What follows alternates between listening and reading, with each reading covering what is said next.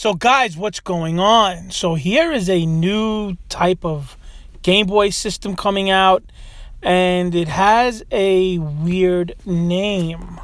It's called the OBJKT-2. Now, this is an analog system. Why I'm looking at this system is it's 2 inches. That's it. It's 2 inches wide, 2 inches long, just 2 inches. But they have this system which is tiny, and they give you all these peripherals. Like, they give you a lens and like a keypad that goes over the keypad. I mean, my thing is, then don't make it that small. Why would you make this and then you have to give people all of these things to make it playable? Now, I don't even care how much this is. I don't care when it's coming out. I think I'm just more interested in why you put this.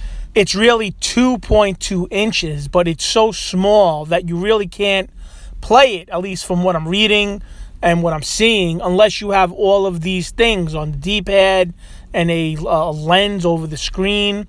So why would you buy this? But it is something that's coming out. It has an SD card. I guess you would load ROMs onto it, and then, it runs off of that. But in general, for something, if you're going to buy this, I guess it would be a novelty.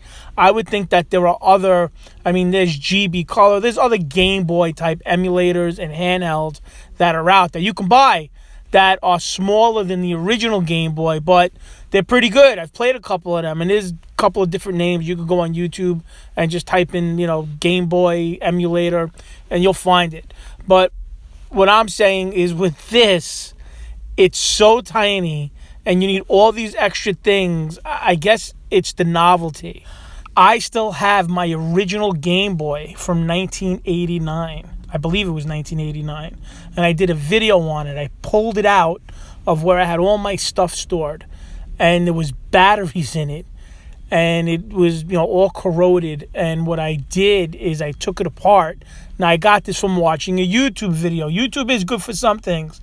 I unscrewed this thing, and I was able to pull the pieces out, and I was able to clean up the rust. I think I put it in some sort of vinegar, at least the metal pieces.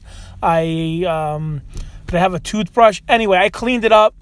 I put it back together. I put the batteries in, and it worked. It turned on. The Game Boy went on. If I didn't have those batteries in it, I would never have any problem with it. But that was something that I actually got from watching YouTube of people getting their Game Boys working again. And I did a video on it. It was done at least 2 years ago, more than 2 years ago. But I like Game Boy. It's one of my favorite systems. Probably my most favorite system. So that is it. I figured I share that. I'm always fascinated by these.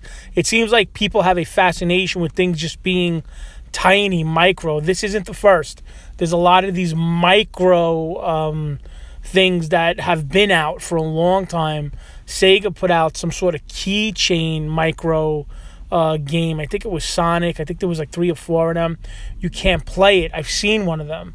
You hardly could get your fingers on it to control it. So, whatever. Here it is. Anyway, like, subscribe, and comment. I love to read your comments. If you know anything more about this, please leave a comment below.